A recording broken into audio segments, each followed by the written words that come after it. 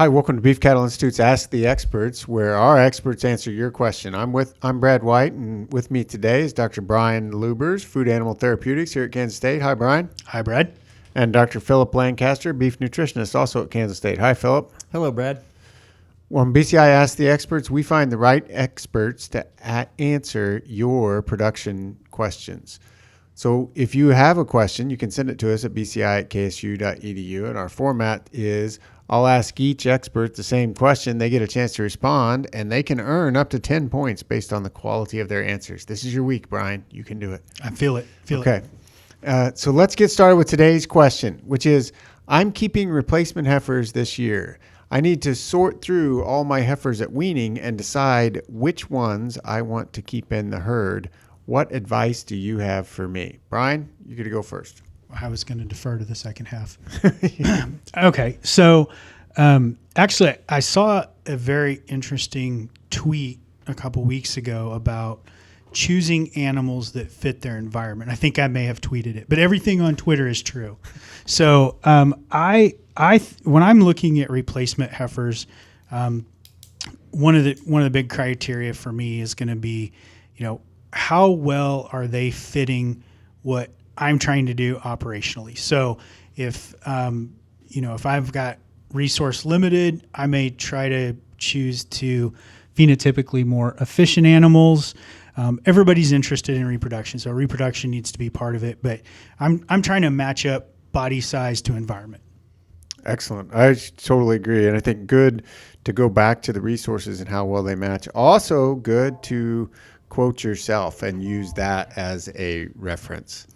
Philip?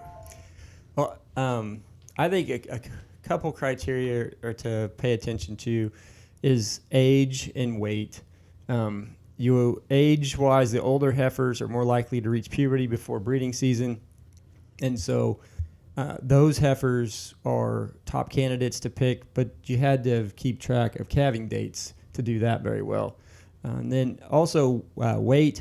Obviously, the bigger, heavier heifers are probably going to reach that 65% of their mature weight faster, but they also may be bigger heifers and bigger animals altogether, and so that can be a negative that would hurt your efficiency of the ranch. And so there's two things to pay attention to, but bigger or the maximum is not always the best when it comes to weight. Okay. So, Brian, I'm going to pin you down a little bit, going back to you, because you said match the resources to the environment. How specifically am I going to do that when I pick my heifers at weaning? And you're playing with a small lead at this point, so have a good answer.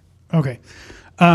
So I'm going to cheat a little bit. And I'm going to encourage producers to cheat a little bit, right? So you're obviously going to use all the information you have. And so you're going to look at the dam, right? And so, if it's a heifer from a dam that's doing well in my operation and fitting well into what I'm trying to do, she's efficient for the resources she has, and kind of what Philip was saying, she's not oversized, she's not undersized. She has a good history of reproduction in my herd. I'm probably using that information to help pick on the heifers too. Excellent. Philip? So I would agree with Brian, paying attention to the dam, but also maybe paying attention to the sire. If you've got multiple sire pastures, then paying attention to things like scrotal circumference, EPDs, or heifer pregnancy EPDs, and selecting your heifers based on the sire if you had multiple pastures with different sires, and you can tell which heifer came from which sire. Which may be challenging to sort out. If I have multiple sire paddocks, it may be challenging to sort out which came from which.